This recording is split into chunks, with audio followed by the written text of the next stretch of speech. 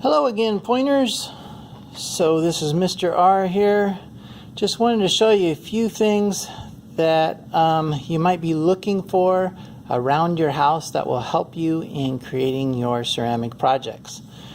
The first one you won't have unless you've done ceramics or somebody in your family has, but these are ceramic tools, and you can buy them in these little kits, and they're wonderful. And typically they're probably about $12 for a kit like this.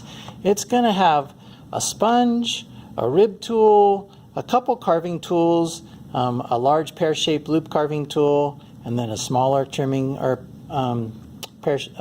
loop tool. It's going to have a needle tool, which is pointy, cuts through the clay nice, lets you score, cross-hatch the clay. It's going to have a wooden tool or a wooden knife. It's going to have a flexible metal rib tool of death. These are kind of scary because you can cut yourself on them real easy. And then there's also a wire tool or a clay cutter.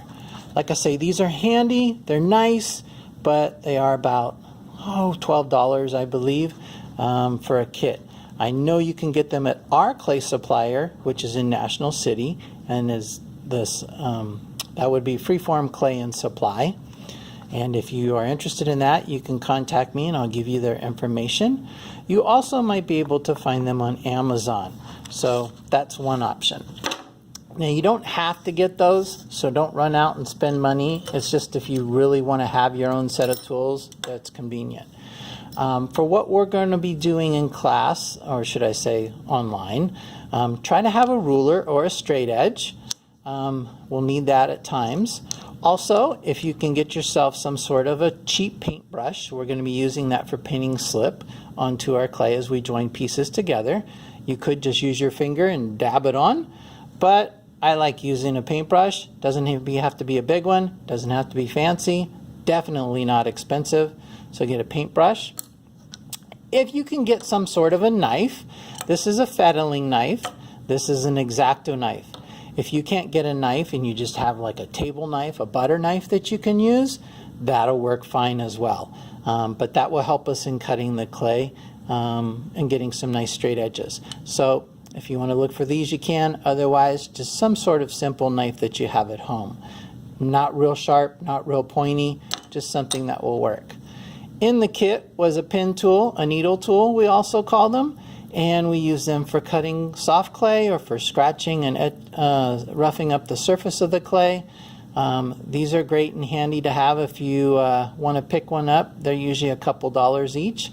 You might be able to find them again online on Amazon, or you might be able to get them at Michael's or our clay supplier, Freeform Clay and Supply, down in National City. Shameless plug for them.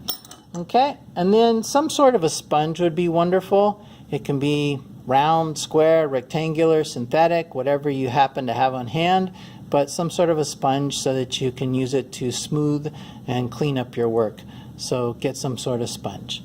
And if you want to go the route instead of a needle tool by getting a fork, that works great. It's got multiple prongs on the end and pointy prongs so that you can scratch and rough up the clay with that. Sometimes it's actually quicker and easier to use.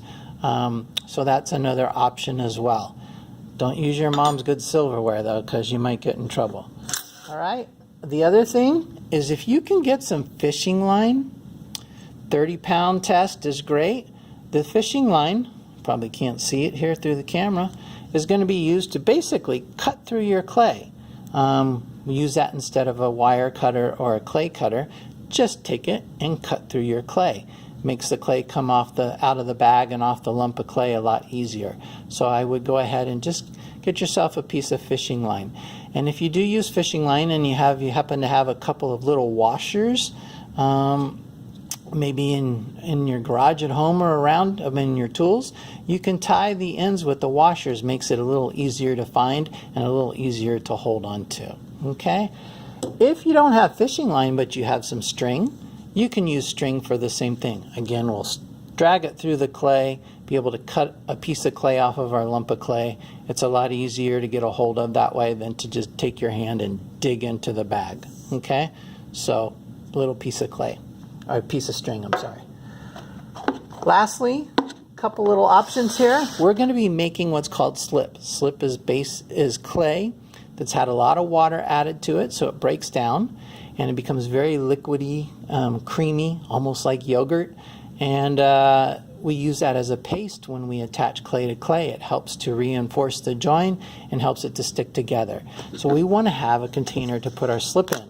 So just a simple yogurt container with a lid. Anything like yogurt, sour cream, cottage cheese. It can be small like the yogurt one. It can be a little larger. Or if you want to go size large, you can get a big, huge one. I don't think you're going to need that much slip, so this size is probably overkill. For what we're doing to start with, probably something similar to this yogurt one. And I will be giving you a video on how we're going to make that slip, but you do want it to have a lid on it so that you can close it up so it doesn't get air, it doesn't dry out, and your slip will stay moist and good. Okay, so those are a couple of tools and items that will be beneficial to you. The other thing is, if you can find some sort of a wood board or a wood surface to work on that you don't mind getting dirty or messy, leaving clay residue on, that would be wonderful. If it's a piece of masonite, an old piece of plywood, just a surface that you can go ahead and work on. Now, if it's a shiny, smooth, slick surface, you're going to find your clay is going to stick to it. But if you can get a piece of smooth plywood, birch, or just anything that will work, masonite, that would be wonderful. But try to stay away or avoid something that's really slick, shiny, plasticky, that would cause the clay to stick to it, and you'll find that you'll have an easier time of it. Okay, that's it for this video. Again, if you have any questions on any of these things, you can always ask during the Zoom class sessions, and I can answer as best I can. Okay, have a great day.